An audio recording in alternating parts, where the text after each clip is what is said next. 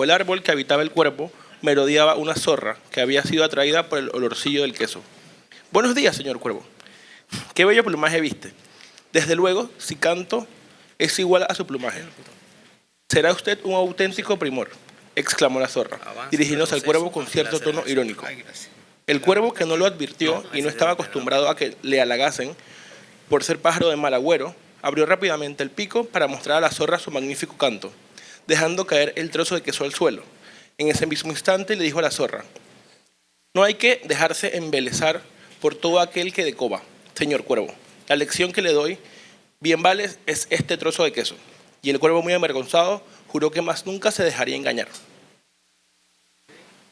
¿Cuál es su nombre? Pedro Rodríguez. Un aplauso para Pedro.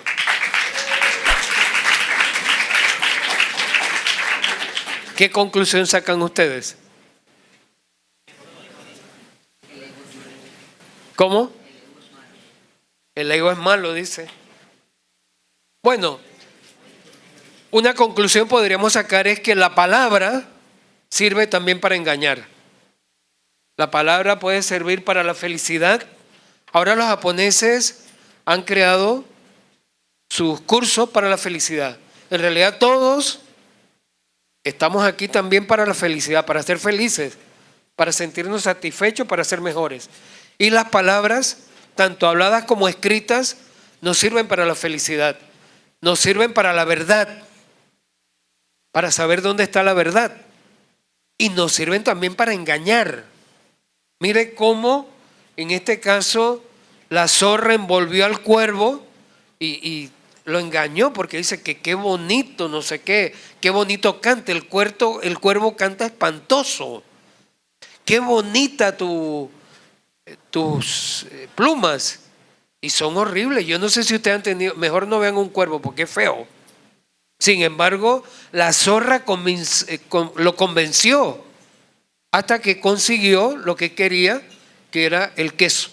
Así que nosotros primero debemos partir que las palabras nosotros le damos el uso.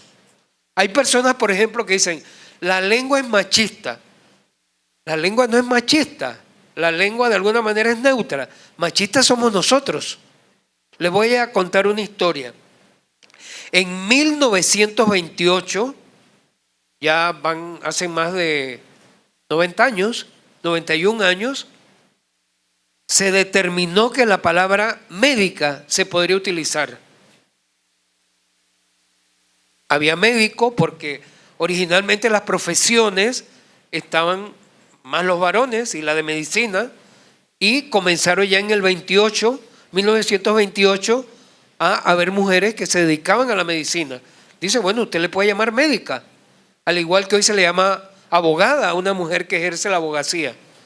Sin embargo, yo a veces he ido donde una señora que me atiende y me dice, yo soy la médico. Ella prefiere mejor que digan médico a médica. Entonces, ¿quién es el que determina qué uso le da las palabras? Nosotros. Somos los usuarios los que determinamos la palabra y la podemos utilizar para engañar, como lo utilizó la zorra, y también para construir, para mejorar, etc. Yo le puse astillas en el cerebro a mi charla, porque hay un director de cine que admiro mucho, que se llama Stone. ¿Lo han oído? Oliver Stone. ¿Han oído hablar de él? No, es muy... Ustedes son más jóvenes que él. Oliver Stone. Él es director de teatro, ha hecho películas, director de cine, ha hecho películas muy interesantes. Si les gusta Kennedy, la película de Kennedy, JFK, ha hecho Nixon, y le gusta el tema de la conspiración, de la política, y está muy interesante. Actúa, es actor y también es director. Y él escribe sus propios guiones. Y yo estaba leyendo una entrevista de él y él dice, a mis espectadores, cuando yo estoy escribiendo el guión, les pongo astillas en el cerebro para que no se duerman en el sillón del cine. Entonces, para escribir, por favor, y no lo hagan literalmente, esto es una metáfora, para escribir hay que meterle astillas en el cerebro a las personas que van a leer nuestros artículos. Hoy hay tantas cosas que leer que están al alcance de la mano, en el celular, que nosotros necesitamos que las personas no se nos duerman. Así que hay que elegir las palabras correctas, las palabras que corresponden. Y bueno, ahí tienen mi nombre, Rafael Candanedo. Voy a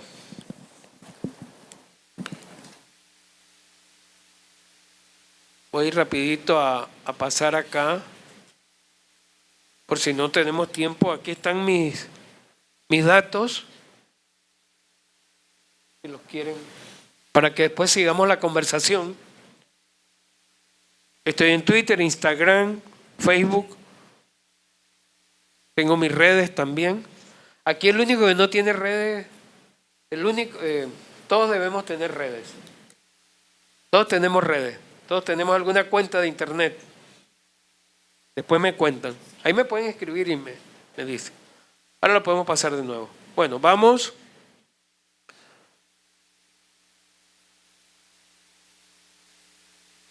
Quien no quiere escribir y no quiere hablar, quiere aburrirse. Y aburrirse es besar la muerte. Yo no me quiero morir, pero el día que me muera quiero que ese sea mi epitafio. ¿Ustedes no han pensado en el epitafio ustedes? ¿Ustedes no piensan, no se van a morir?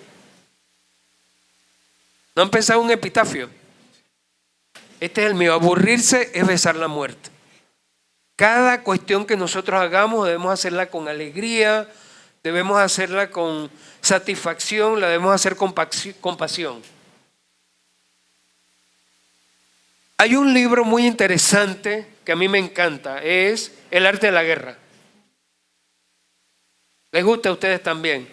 Sun Tzu. Sun Tzu es un general chino de hace 2500 años por allá, y él escribió El arte de la guerra, que es un libro que hoy sirve para cualquier cuestión. Para las empresas, para el amor a la patria también. Y el más bueno, que es el amor sentimental. Yo creo que ustedes saben algo de eso también, ¿no? Así que también sirve para la seducción. El general que gana una batalla medita mucho antes de que esa batalla se lleve a cabo. El general que pierde una batalla realiza muy pocos cálculos de antemano. Uno debe planear, uno debe planificar todas las cosas que hace. Y lleva ventaja. Entre dos generales, dice él, dos generales que tienen la misma formación, tienen las mismas posibilidades, aquel general que reflexionó más, que planificó más, lleva ventaja frente al general que no planificó. Bueno, esto podemos de repente hacer algo. Un aspecto puntual es pensar. Hay gente que nunca encuentra dónde está el punto. Y a la inversa tenemos personas que dicen, échale una coma, como si la coma fuera una cuestión de generación espontánea. La gran mayoría de las comas son de orden lógico. Y no es porque no es caprichosa. Y cada vez que tenemos sujeto, verbo, complemento, la opción es punto, no es coma. Y hay gente que hace, a veces, y lo peor es que hoy por ejemplo, con el chat, nunca ponen un punto allí. Y el día que lo tienen que poner, porque es una conversación formal, tampoco lo ponen. Entonces sí estamos perdidos, para no decir otra palabra, pero bueno. Dice que no se puede decir malas palabras acá. Secuencia lógica del texto.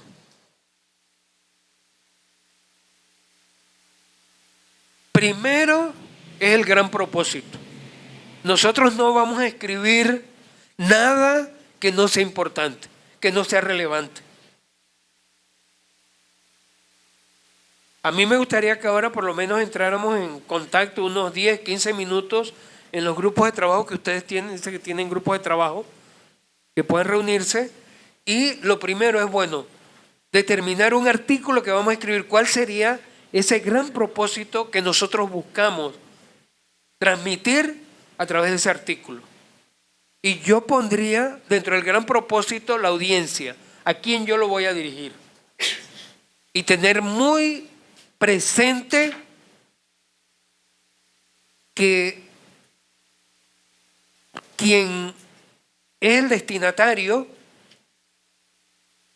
tiene también unos pasos para esa lectura. Dicho de otra manera, nuestro destinatario completa el mensaje.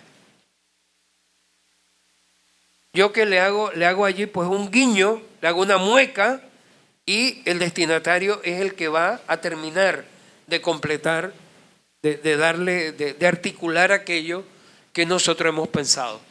El otro punto es campo de investigación. Y el campo de investigación no es que ahora me tengo que meter a la biblioteca, puede ser que se trate de temas que yo conozco.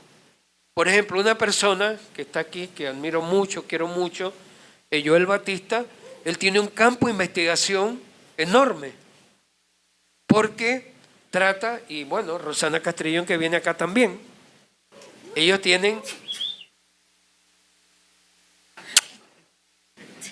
no es para Joel, este es para ella.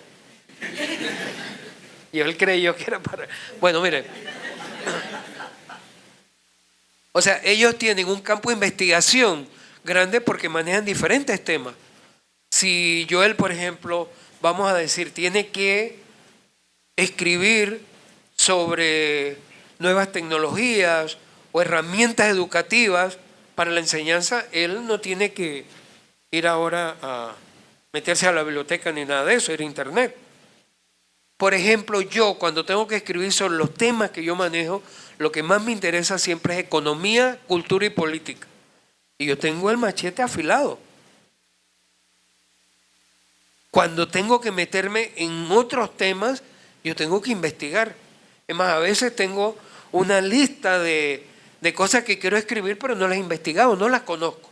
Entonces el campo de investigación es muchas veces el que uno tiene allí. Planteamiento general.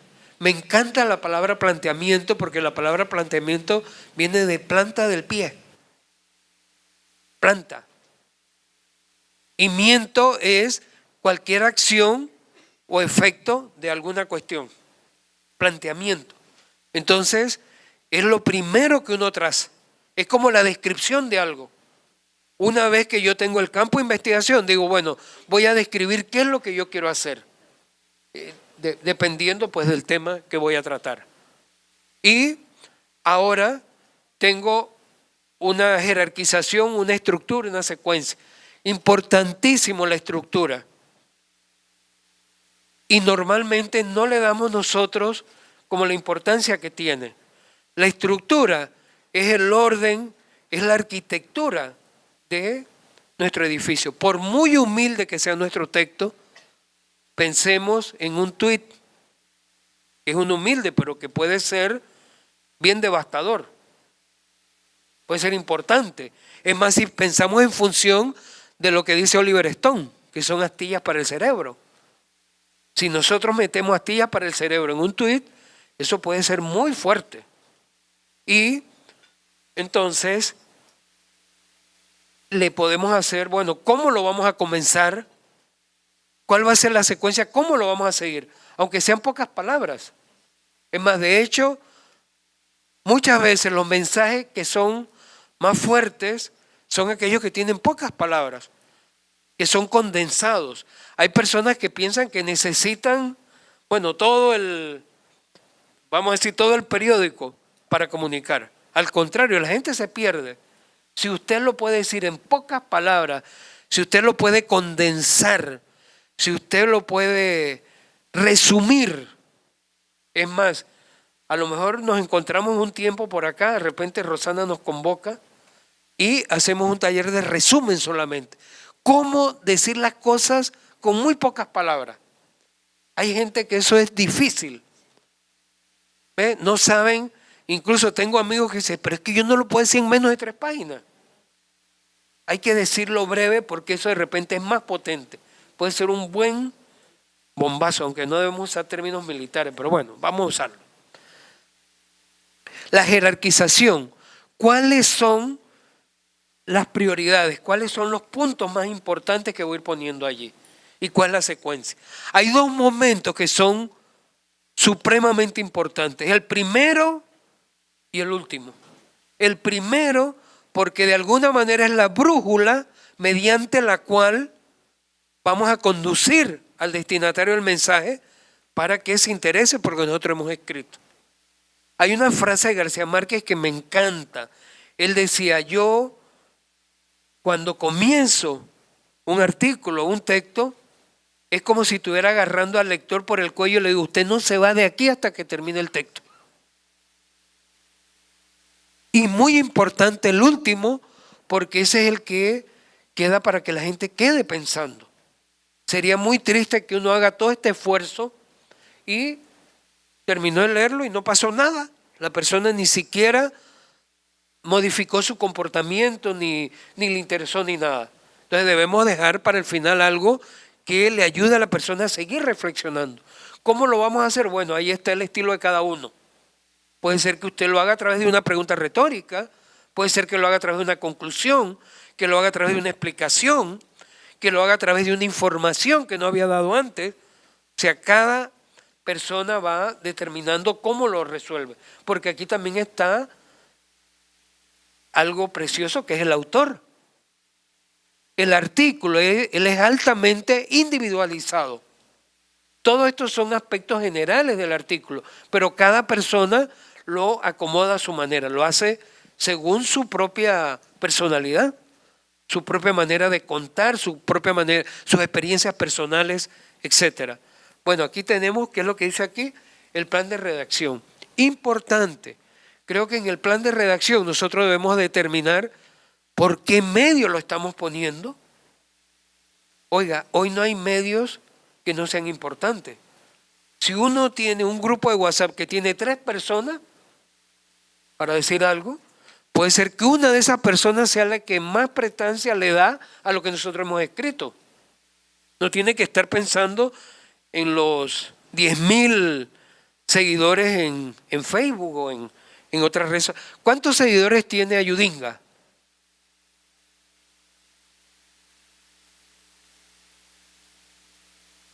¿30? 63.000. Bueno, puede ser que de esos seguidores algunos se distraigan. De repente, si tiene 63 nada más, puede ser que allí están los que le van a dar la importancia que nosotros necesitamos.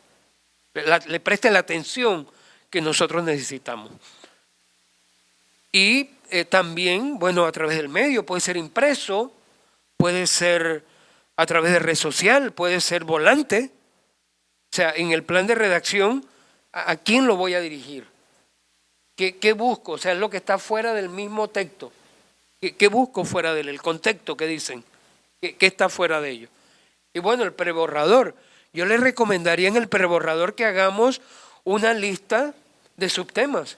Primero el planteamiento general, que va a ser ese tema que yo voy a tratar en esta ocasión.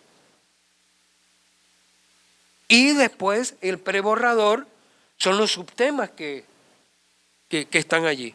Después que tengo esa lista de subtemas, jerarquizo, digo, bueno, este va primero, este lo voy a dejar para el último. Es más, siempre uno debe pensar, cuando elige el primer subtema, el que va en el párrafo original, el inicial, ya debe estar pensando en la luz del túnel de cuál va a ser el final. Que haya una correspondencia entre ambos. Y después la secuencia que sigue. Cada texto, creo que es importante, es irrepetible. Textos que uno escribió en un momento dado, quiere escribir el otro día y no está en el clima. No está, como es que dicen, el flow. No está el flow. No está en el momento como lo escribió la otra vez. Y va a salir otro texto. Y eso es lo que quizás no van a poder hacer los robots. Aunque los robots hacen ya de todo. No sé si ustedes saben que Sofía tiene hasta ciudadanía saudí. Y es hasta guapísima y todo eso, ¿no? Y eso corría. Y hay una presentadora de televisión allá en Japón, creo que es. que están más interesantes que las de verdad, las robots. Entonces, creo que siempre el factor humano pues va a ponerle su impronta, le va a poner su sello, su propia realidad. Bueno, redacta el texto y el estilo. Dos cuestiones quiero decirles sobre el estilo. Uno es, el estilo es individual. Cada uno tiene su propio estilo. El estilo tiene que ver mucho con la historia personal de cada uno.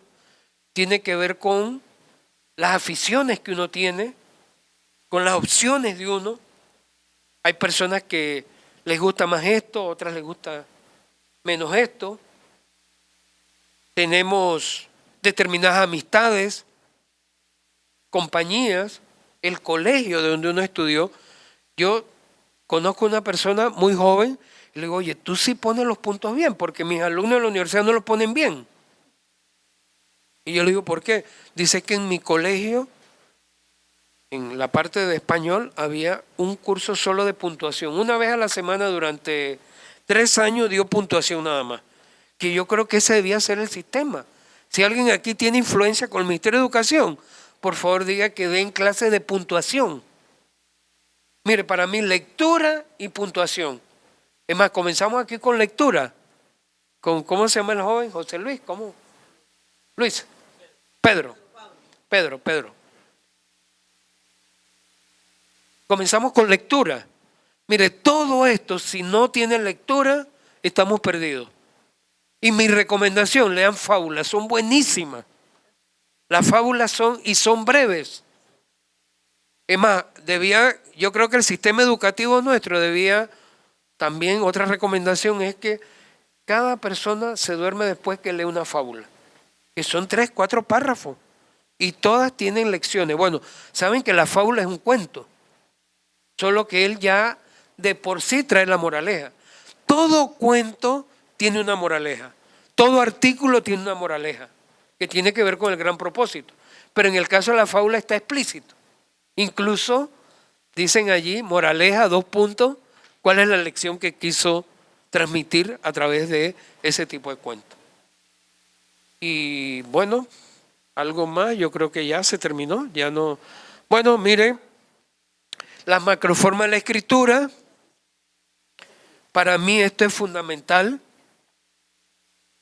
En un artículo nosotros debemos fusionar estas macroformas. Llegaron a una conclusión que estas son las formas en que nosotros nos comunicamos en nuestro escrito. Una exposición es la información soltera. Siempre ponemos una información. Por ejemplo, una estadística. Vamos a decir, el 80% de los panameños no creen nada. Sería una estadística. Eso sería, en caso que eso fuese así. Estamos descreídos. El 80%. Ahí sería una información soltera, sin opinión. Esa es una exposición. Cuando dicen, por ejemplo, exposición de autos nuevos, allí nada más lo están mostrando. Exponer es solo mostrar. En este caso, información.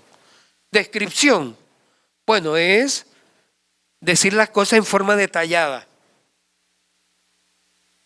Los detalles. Una definición urgente de descripción es una pintura con palabras, donde están los trazos, están las entradas de luz, las entradas de sombra, está la perspectiva como una pintura, sus diferentes detalles. Narración, ahí usted conjuga tiempo y espacio, al mismo tiempo en que va diciendo que las cosas ocurren, ¿dónde ocurren? En este auditorio que lleva un nombre prominente, a las 9 de la mañana en punto, arrancó nuestro seminario. Lugar y tiempo. Argumentación. A diferencia de la exposición que no lleva comentarios, acá sí. La argumentación es información valorada. En gran medida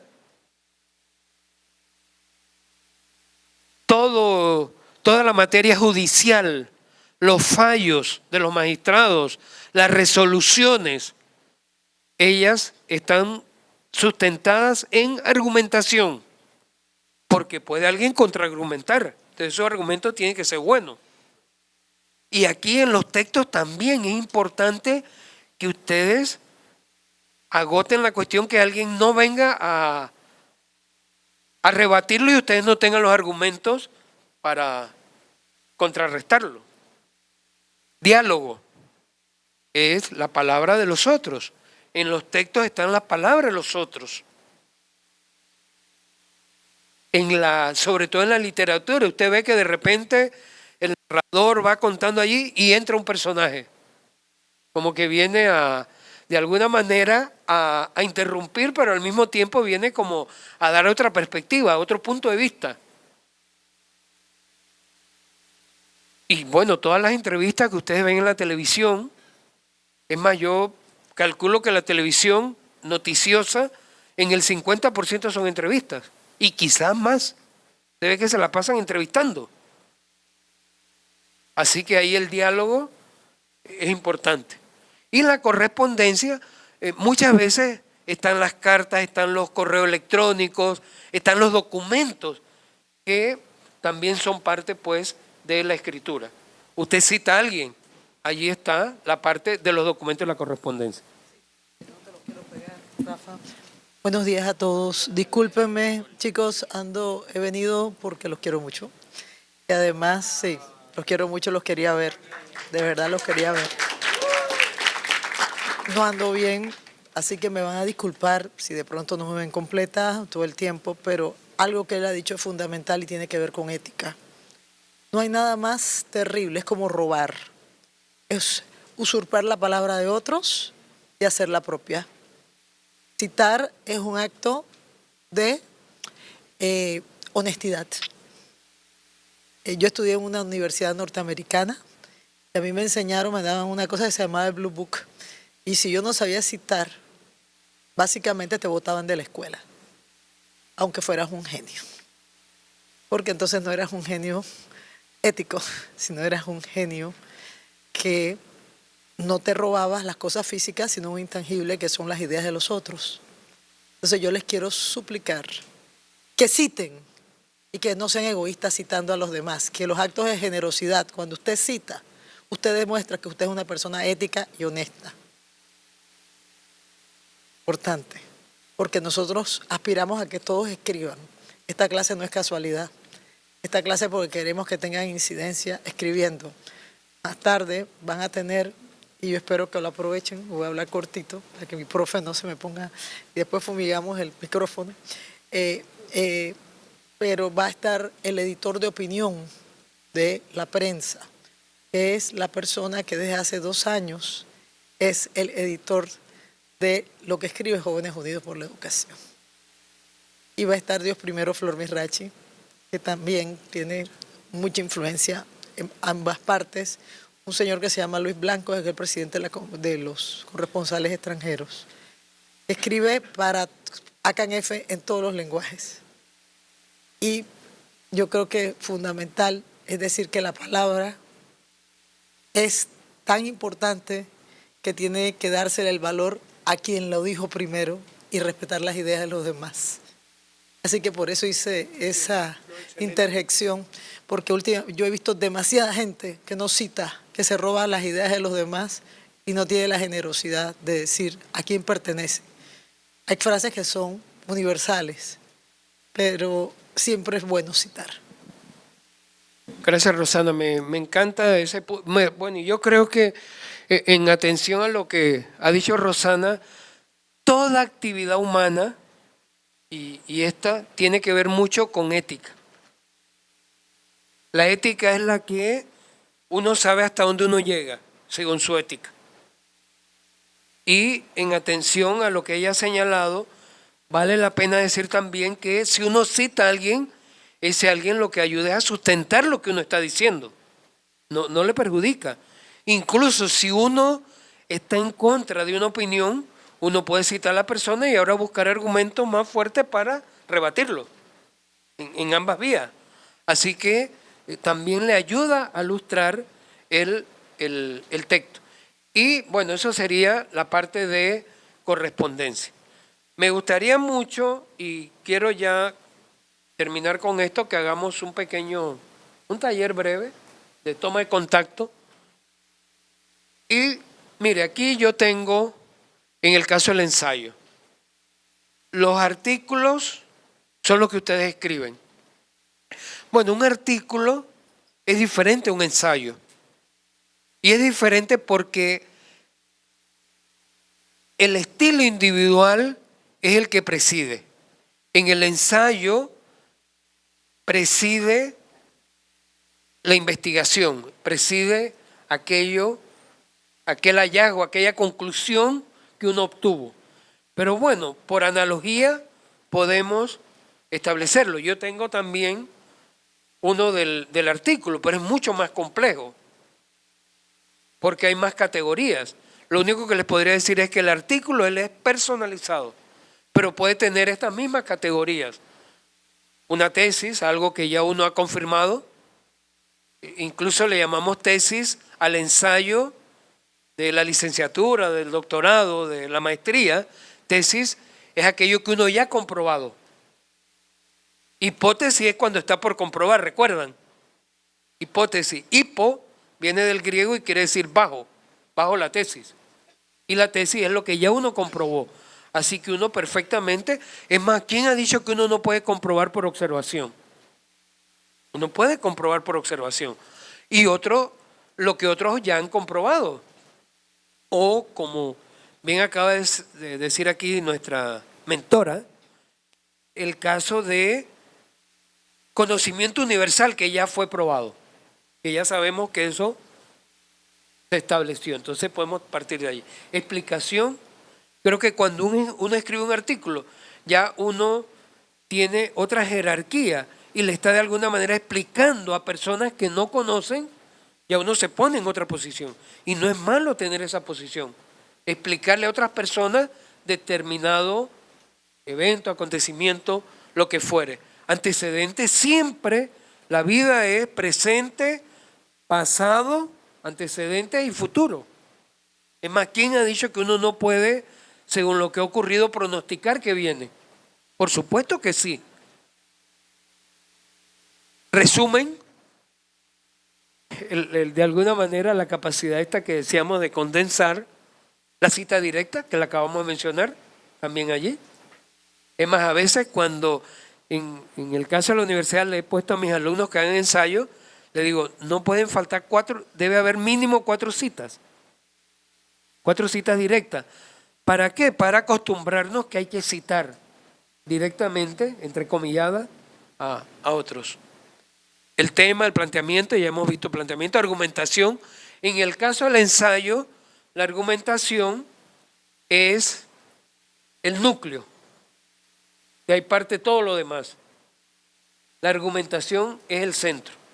En el artículo es el estilo personal, la manera de yo narrar, la manera de yo contar. Sin embargo, están todos gravitando. Episodio, análisis, opinión, también en el ensayo hay opinión. ¿Quién ha dicho que los criterios propios uno los debe desechar? Los tiene que establecer. En el artículo es casi necesario que haya opinión. Haya criterios. Y mire, quien escribe un artículo, y esto lo dijo un gran autor, Umberto Eco, si quieren pueden anotar el nombre, Umberto, y lo buscan después, Umberto sin H. En italiano lo ponen sin H. Diga, Pedro. ¿Usted va a compartir eso, verdad? Sí. Bueno, aquí ellos lo van a pasar por el WhatsApp. Es más, quiero que lo tengan por el WhatsApp para el tallercito, que ya nos quedan 2 minutos. Y bueno, comentario, lo que les decía de Humberto Eco, él decía, un artículo como lo que ustedes escriben es una opinión que es desechable. Dentro de un tiempo nosotros no necesitamos que esas opiniones, o sea, puede cambiar la dinámica y que esas opiniones sean comprobadas. En un ensayo dice, por lo menos los criterios deben durar 10 años, que no no se cambie de criterio. Entonces el ensayo es algo, lo que él quiere decir es mucho más estable, los criterios que están en un ensayo son mucho más estables, y están más fundamentados en la investigación. El artículo está más fundamentado en nuestros criterios, en nuestras ideas en borrador frente a determinado acontecimiento. Bueno, tenemos allí, es impersonal, el artículo es personal, aquí dice impersonal, el ensayo es impersonal, aunque hay opinión, pero nosotros tratamos el objeto a distancia, desde diferentes perspectivas. El artículo lo vemos como algo personal. Sí, esto sería tercera persona. No quiere decir que en ese espacio que ustedes tienen un día alguien no puede escribir un ensayo a distancia. Pero si es un artículo, lo escribe a escala personal. Bueno, estas diapositivas yo las voy a compartir para ustedes. Esta del ensayo que les pueda ser útil. Esta de las macroformas de escritura. Esto es ciencia. Esto no es capricho, esto es conclusiones a las que han llegado expertos. Son las formas en que nosotros relatamos. Además, cualquier tipo de relato, puede ser periodístico, puede ser novelado, puede ser cuentístico, puede ser administrativo. Vamos a beber aquí a estas macroformas. Y esta secuencia lógica del texto, que no me quedó tan mal, ¿no? Sí, yo voy a pedir ayuda la próxima vez. ¿Ya? ¿Estamos listos? Sí, ya. Nos quedan 2 minutos. Bueno, entonces la tarea la dejo para que la hagan después. Y la idea de la tarea, si la quieren incorporar a sus proyectos, es más, puede ser parte de sus proyectos, convertir en un artículo alguno de los proyectos que están realizando y la pueden hacer en grupo. Sería primero el planteamiento general y 2, el preborrador.